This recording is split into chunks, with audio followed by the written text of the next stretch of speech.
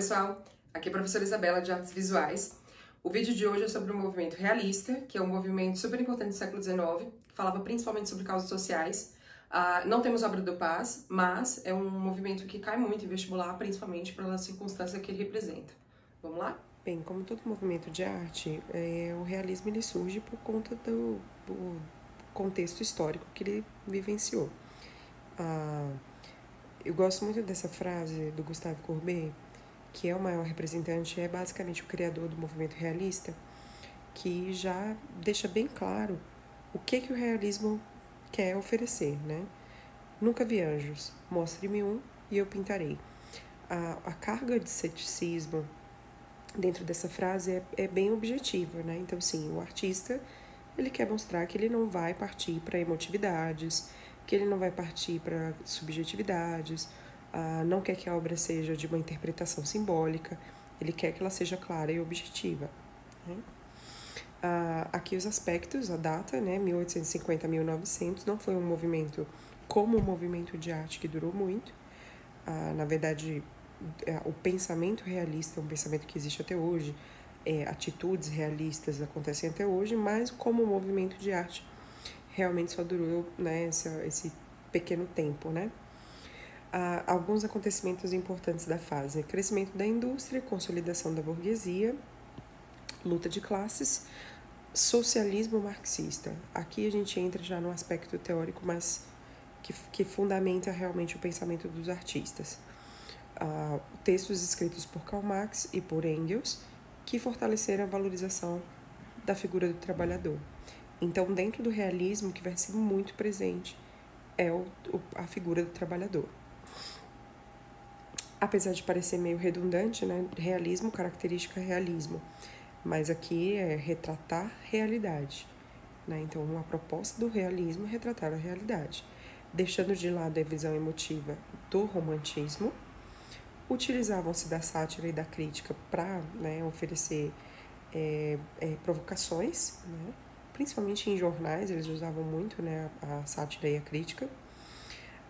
Muitas representações das cenas do cotidiano, porque estavam diretamente associadas ao realismo.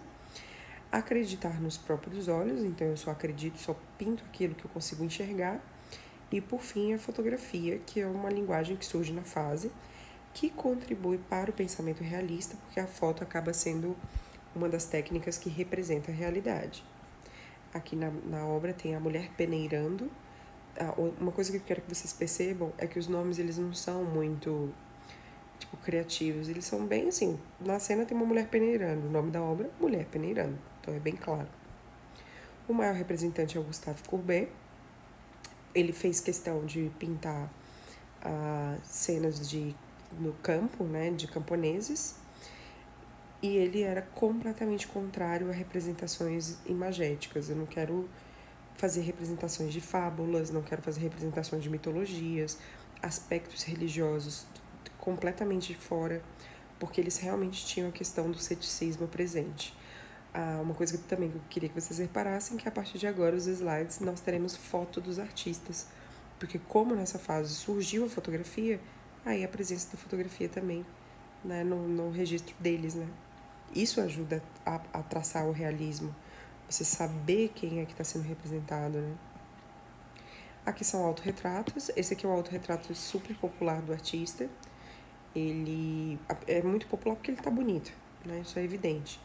Mas tem a carga de expressividade, apesar do realismo não ter uma preocupação forte com questões emotivas. Essa obra foi super polêmica, né? Que é o Ateliê do Artista. Ela foi proibida de ser exposta, inclusive. Tanto que assim surgiu o realismo, né? Ele foi expor, deu problema, criticaram, e aí ele cria uma exposição de arte chamada realismo.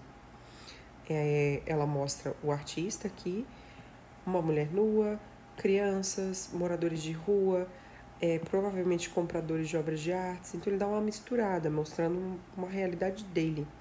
Ele era um cara muito rico e ele acolhia pessoas socialmente prejudicadas, né?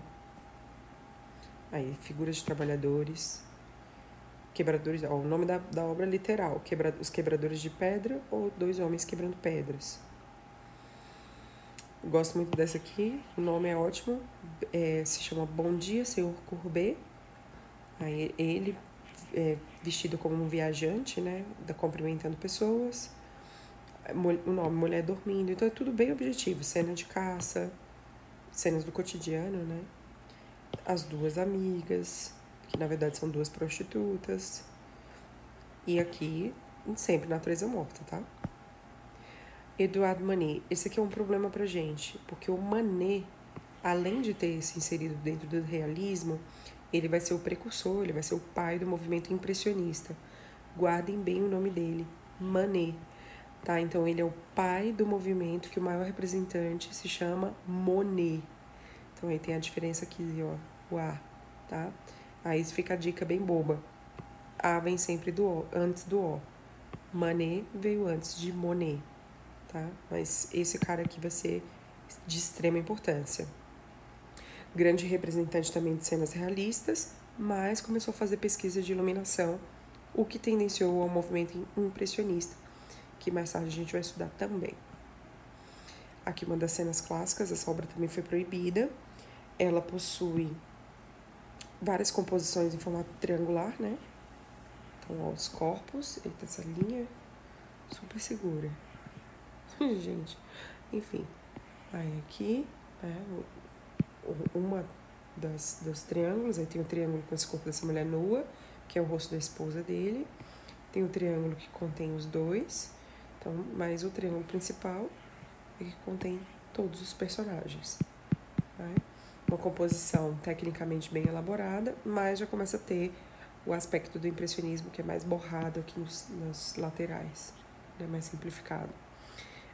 Aqui são cenas de dois políticos em parques de prostituição. Na Europa até hoje ainda tem bastante. Até Brasília, né? Também acontece, parque da cidade. E aí são ambientes de prostituição diurna. E ele estava querendo denunciar essas pessoas. Novamente, a questão da prostituição, ele expôs muito, né, a questão da prostituta. O nome dessa obra é Olimpiá. Aí tem a figura de uma negra servindo, o corpo dela, né, com uma relação de sensualidade. Eu adoro esse gatinho aqui no canto. O Tocador de Pífano, uma obra realista, retratando uma pessoa. Aqui já entra mais para a questão do impressionismo. Isso aqui é uma pintura rápida. E fiquem atentos a essa imagem.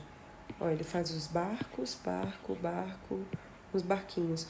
Ele enche tanto de linhas verticalizadas que dá a sensação de que ele fez mais barcos do que realmente tem. Isso é uma estratégia, tá, de pintura. O artista só enche de informação e engana o olhar do observador. Mas repara que a pincelada já é bem mais marcada. Essa aqui é uma cena de um fuzilamento. O Goya, né, no quadro O Fuzilamento do dia 3 de maio, foi a grande inspiração. E aqui, novamente, a questão do impressionismo. Ele faz o rosto dos personagens mais borrados e quem lhe importa, né, um pouquinho mais elaborado. E esse quadro é super famoso dele. Aqui já tem uma questão social forte também, possivelmente um autorretrato. Isso aqui é um espelho, tá? Então, esses objetos, eles estão sendo refletidos. Ou seja, essa mulher aqui é essa, tá certo?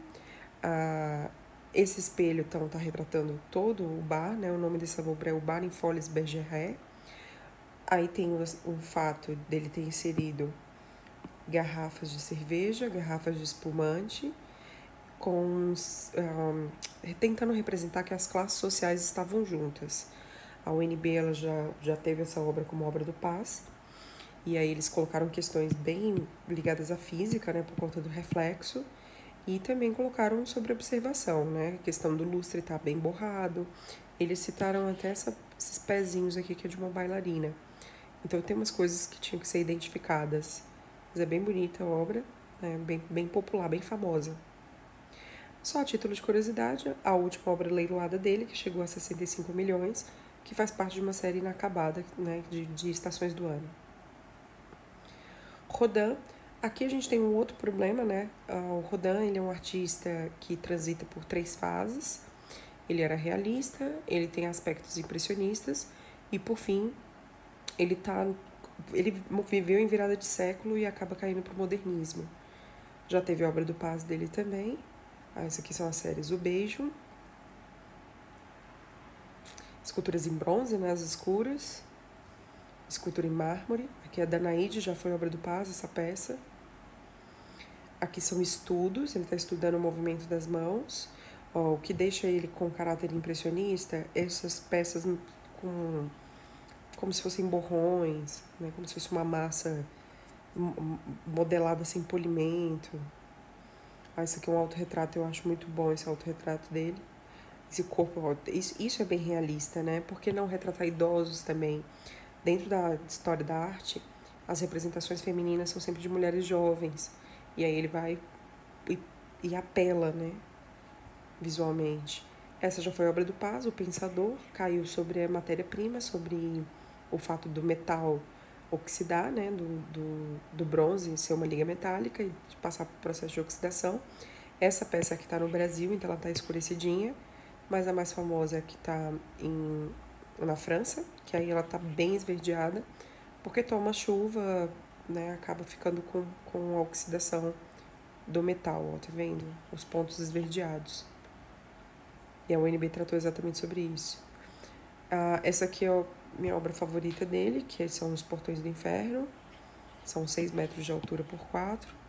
E essa peça, ela foi reproduzida mais de uma vez, né? O bronze tem essa peculiaridade. Essa peça existem 20. Ela pode ser reproduzida. Aí tem alguns detalhes, tipo do beijo. Tem o pensador, que o pensador originalmente foi feito para esse portão. Aqui é em gesso, o estudo. Esse aqui sou eu. Uma vistazinha. Aí o pensador, aqui é a casa, né, do Rodin, onde ele morava. Os Portões do Inferno aqui. Esse aqui é o ateliê dele. E aqui é um jardim aberto. Você pode passar tipo um parque. Então, deixa eu ver um dia.